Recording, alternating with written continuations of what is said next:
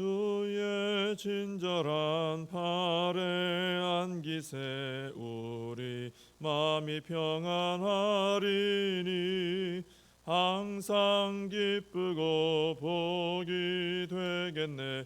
영원하신 팔에 안기세 주의 팔에 그 크신 팔에 안기세 주의 팔에 영원하신 팔에 안기세 날이 갈수록 주의 사랑이 두루 광명하게 비치고 천성 가는 길 편히 가리니 영원하신 팔에 안기세 주의 팔에 그 크신 팔에 안기세 주의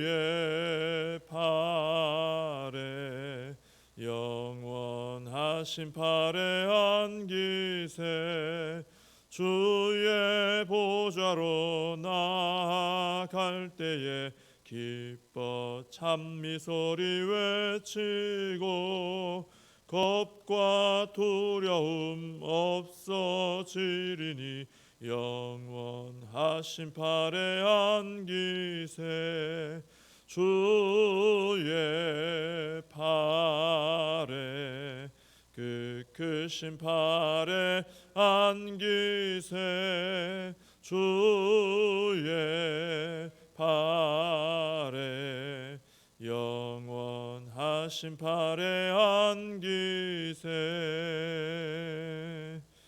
사도신경으로 신앙 고백하시겠습니다. 전능하사 천지를 만드신 하나님 아버지를 내가 믿사오며 그 외아들 우리 주 예수 그리스도를 믿사오니 이는 성령으로 잉태하사 동정녀 마리아에게 나시고 본디오 빌라도에게 고난을 받으사 십자가에 못 박혀 죽으시고 장사한 지 사흘 만에 죽은 자 가운데서 다시 살아나시며 하늘에 오르사 전능하신 하나님 우편에 앉아 계시다가 저리로서 산 자와 죽은 자를 심판하러 오시리라. 성령을 믿사오며 거룩한 공회와 성도가 서로 교통하는 것과 죄를 사하여 주시는 것과 몸이 다시 사는 것과 영원히 사는 것을 믿사옵나이다. 아멘. 창세기 8장 말씀입니다. 창세기 8장 1절부터 12절까지입니다.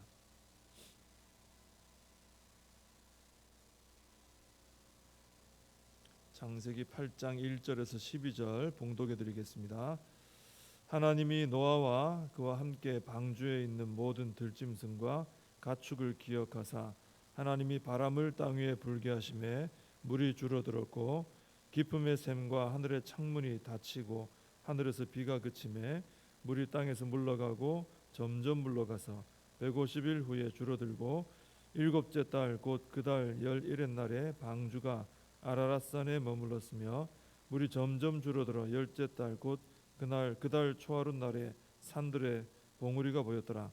40일을 지나서 노아가 그 방주에 낸 창문을 열고 까마귀를 내놓음에 까마귀가 물이 땅에서 마르기까지 날아 왕래하였더라.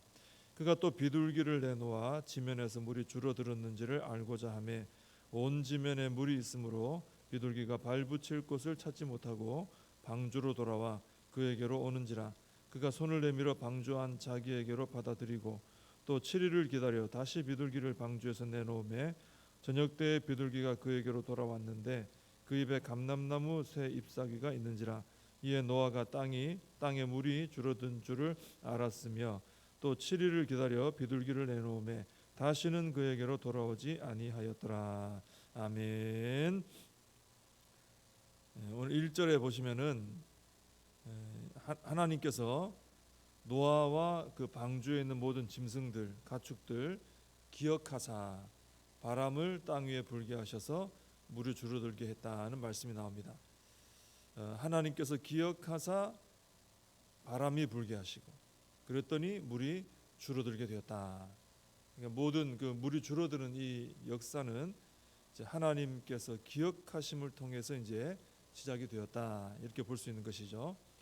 그래서 하나님께서 기억하시면, 하나님께서 돌아보시면, 생각하시면 역사가 일어난다 하는 것입니다. 창세기 19장에도 보면은 하나님께서 소돔과 고모라를 멸하실 때 롯을 구원하셨는데 아브라함을 생각하사 그러셨어요. 아브라함을 생각하사, 오늘 기억하사, 똑같은 말입니다.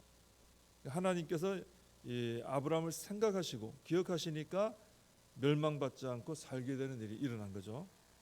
또 창세기 30장에도 보면은 하나님께서 이번에는 또 라헬을 생각하셨더니 어떤 일이 있었느냐? 라헬이 임신하여서 요셉을 낳았다 그랬습니다. 또 출애굽기 2장에도 보면은 하나님께서 아브라함과 이삭과 야곱에게 세운 언약을 기억하셨다.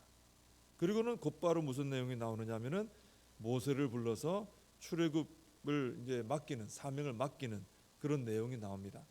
이렇게 하나님께서 이 기억하시면, 특히 백성들과의 약속 이런 거 기억하시고 생각하셨다 이런 말이 나오면은 반드시 하나님께서는 기억만 하시고 계신 게 아니고 행동을 하십니다. 백성들을 도우시고 구원을 하시는 것이죠. 우리 하나님은 약속에 신실하신 하나님이시기 때문에 그렇습니다. 그래서 우리도 하나님께 기도할 때 하나님 저를 기억해 주옵소서, 우리를 돌아봐 주옵소서, 그렇게 기도해야 되는 것이죠. 우리 하나님께서는 구원자를 보내시겠다. 성경에서 구약에 계속 약속을 하셨죠. 구약은 오실 예수님에 대한 약속 아닙니까? 근데 그 약속에 따라 우리 죄인들을 기억하사 때가 참에 예수님을 보내주셨습니다. 그래서 우리가 예수님의 보혈의 공로를 의지해서 죄 사함 받고 구원을 받게 하신 것이죠. 죄와 사망의 문제, 제일 큰 문제 아닙니까? 그 죄와 사망의 문제에서 우리를 건져주셨다. 하나님의 신실하신 약속을 따라 우리를 건져주셨다. 이것은 이제 앞으로 우리가 이 땅에서 살아가면서 경험하게 되는 모든 어떤 문제라도 우리 하나님은 우리를 사랑하심으로 우리 자녀 삼으셨기 때문에, 하나님과 언약 관계에 있기 때문에 어떤 문제에서도 우리를 도우실 수 있다는 것을 보여주는 것입니다. 십자가를 통해 죄와 사망의 문제를 해결하셨다. 나를 죄에서 건지셨다. 이건 다른 문제는 이제 더 이상 문제가 안 된다는 것이죠.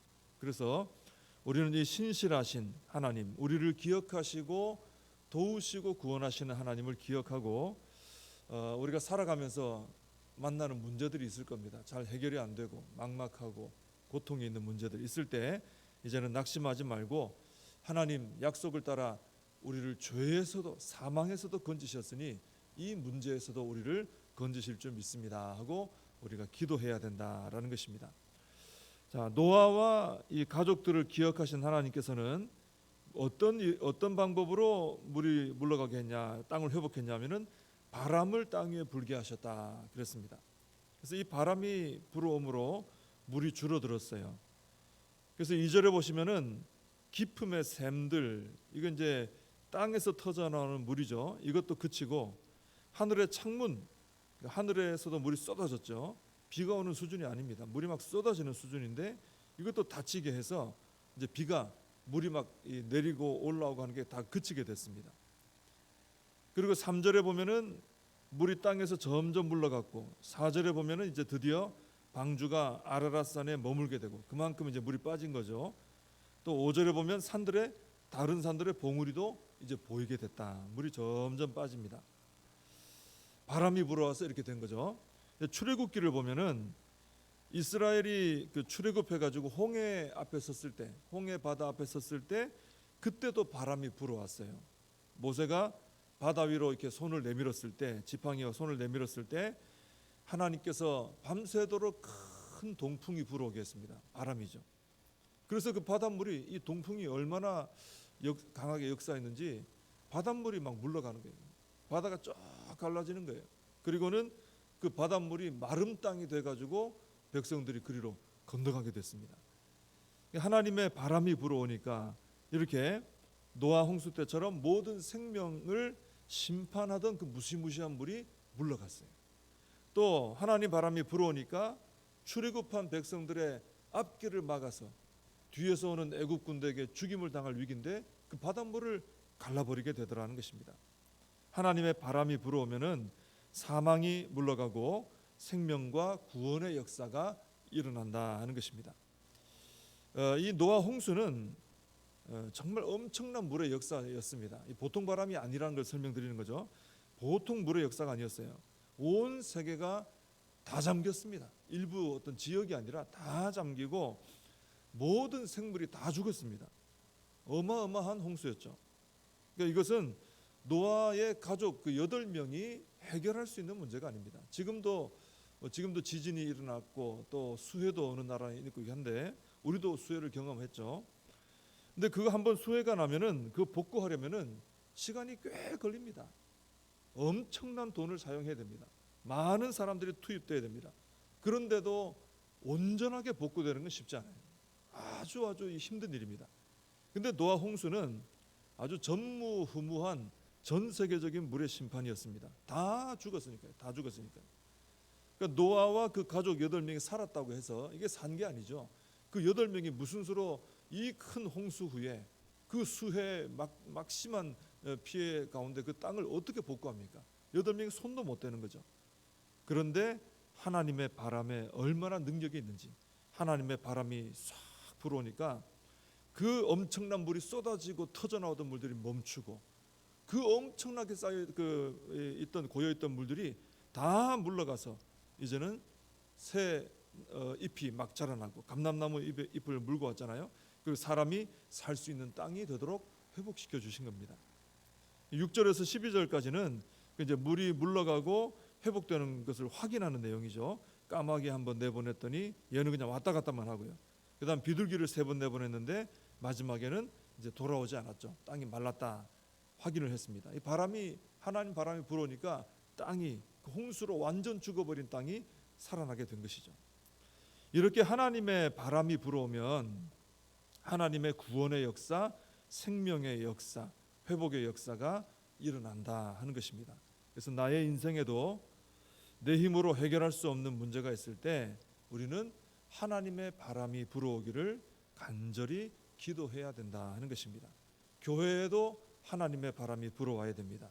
그래서 앞을 가로막은 문제들이 있다면 우리가 그것을 물리치고 그 문제를 오히려 마른 땅 삼아서 밟고 지나가는 승리를 누려야 되는 것이죠. 그걸 위해서 하나님의 바람이 불어오길 기도해야 됩니다. 그리고 하나님의 바람이 불어올 때 회복의 역사도 일어나는 것입니다. 그래서 우리의 신앙이 생명력을 잃어버렸다, 약해졌다. 그러면 염려할 것이 아니라 하나님의 바람이 불어오기를 기도하면 되는 것입니다.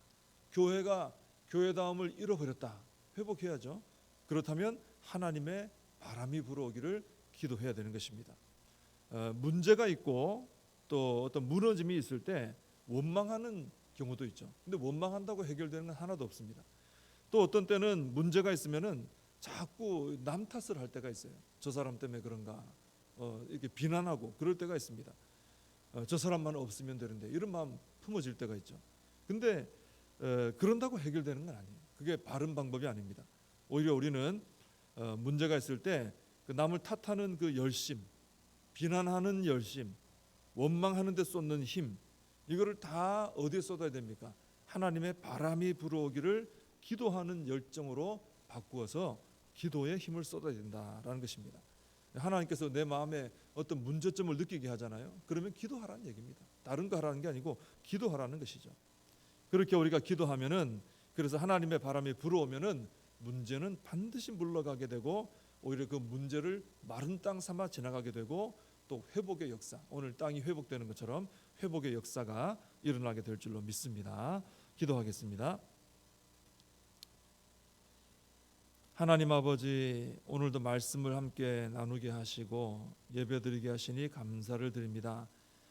하나님 아버지, 저희들을 기억하시고 돌아봐 주셔서 하나님의 구원의 역사, 생명의 역사가 저희들 가운데 일어나게 하시고 또 저희들에게 믿음 주셔서 나를 죄와 사망에서 건지신 하나님이시라면은 나를 어떤 문제에서도 건지실 수 있다는 그런 믿음 가지고 기도하게 해 주시옵소서.